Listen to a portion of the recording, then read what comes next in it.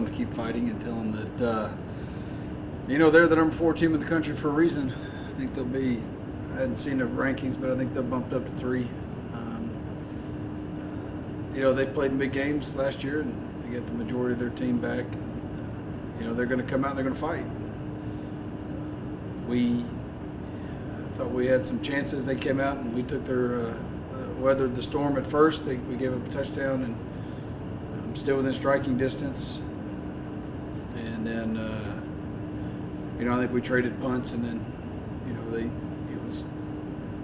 go end up getting the score. It's 20-7, I believe, and then we score, make it 20-14, and they get the ball back fourth quarter, and we get a chance to make a pick.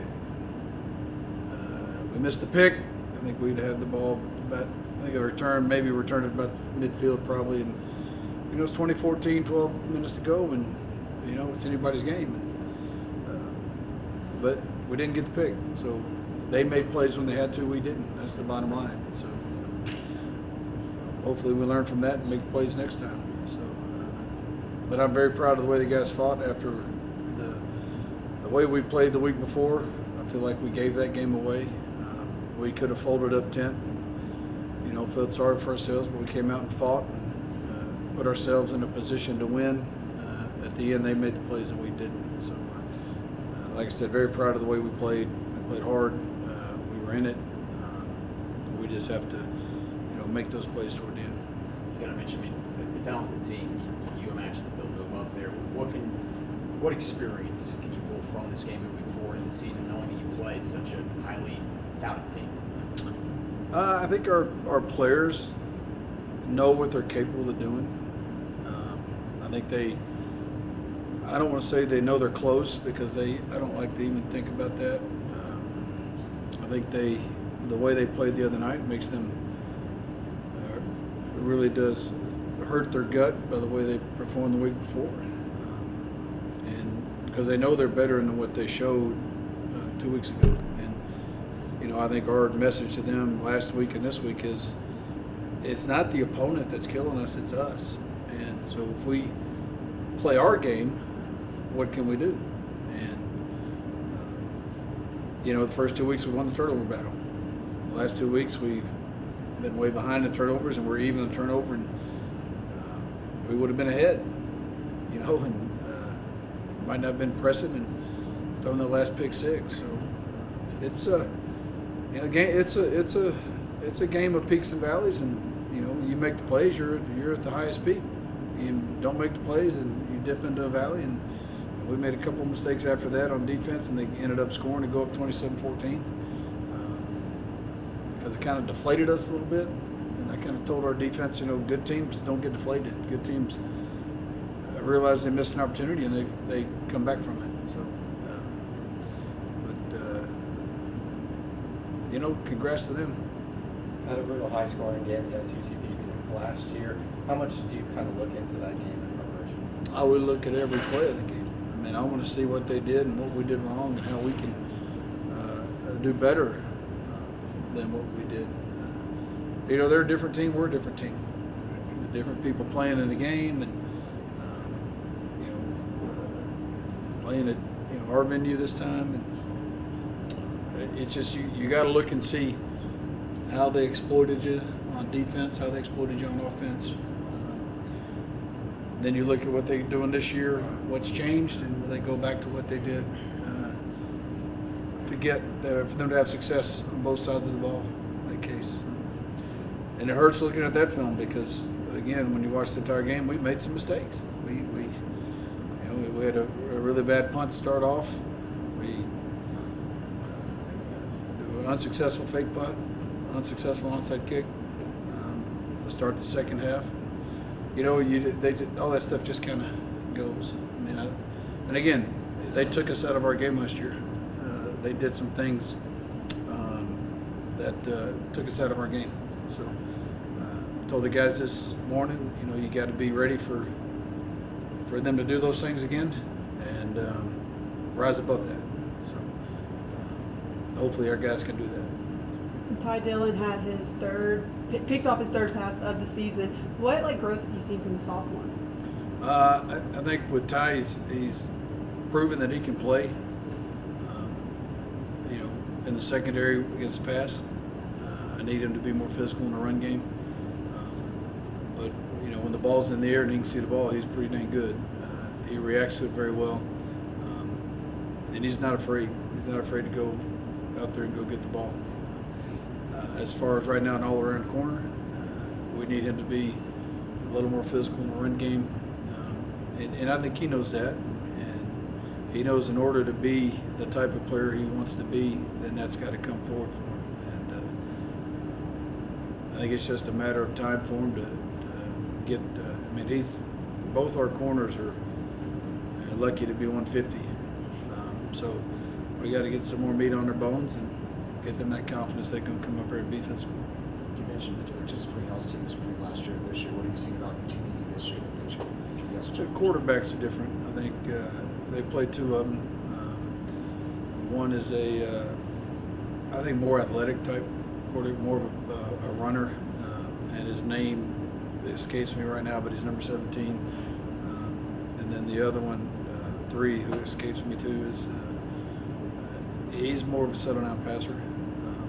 I don't think he's as much of a threat on the run as 17. So I think we'll get both of them. I think we'll see a mix. I think their quarterback last year did a good job of controlling the game for them and running the ball and being able, the ability for him to run the ball kind of put us in a bind. So we're going to prepare like both of them can run. Like they're both Mike Vick or Randall Cunningham, somebody that can go. I guess Lamar Jackson for people nowadays that know that. I'm getting going to my age a little bit, but we're gonna prepare like they can run.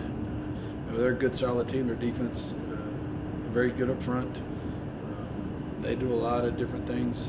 Come at you in a lot of different ways, and they're 3-3, 3-5 look. So we got to do a lot of work and practice on picking up blitzes and seeing things for our offensive line. It helps that we played Angelo last week because they do a lot of the movement and stunts. So our guys really had to have their heads on swivel last week, so we got to do the same this week. How do you feel about your special teams? Very disappointed in our punt and punt return. It seems to me like on our punt game, especially this week, we freeze when the ball hits the ground. And Angelo tried to take advantage of it, and the returner came and got the ball and started taking off with it, and our guys are kind of standing around like they're waiting on somebody else to make a play. The scheme we have I like. It's just the players are not finishing what we're coaching them to do. And, I'm not trying to blame the players because we got to keep trying to get it out of them. And we got to keep showing them those things. And we put too many balls on the ground. We've had 3 turnovers on punt returns. Now, I'm sorry, we've had 2 legit turnovers. The other one against Kingsville, where they said it hit our foot, is completely obnoxious. And how that turned out, but that's a completely different press conference. But in reality, we've had 3s because it counted against us. We've had 3 turnovers in our punt return game. And you put the defense on the field in that situation, and number one, they're going to get worn out. They're going to get tired. I think that happened to us a little bit toward the end of the game against Angelo. But, it's inexcusable. We've had issues in our kickoff. Again, very simple little things that our guys are not doing. And I don't know why. Because it's like they do it in practice. We give them all the keys, and it just lights come on, and I don't know what's going on. So we're still working on that, trying to get it figured out. But